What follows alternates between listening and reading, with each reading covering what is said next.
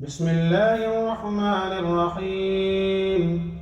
الحمد لله رب العالمين، الرحمن الرحيم، مالك يوم الدين. إياك نعبد وإياك نستعين.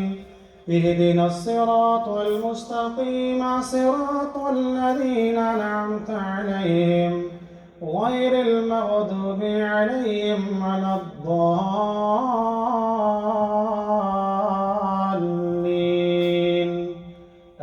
آمين.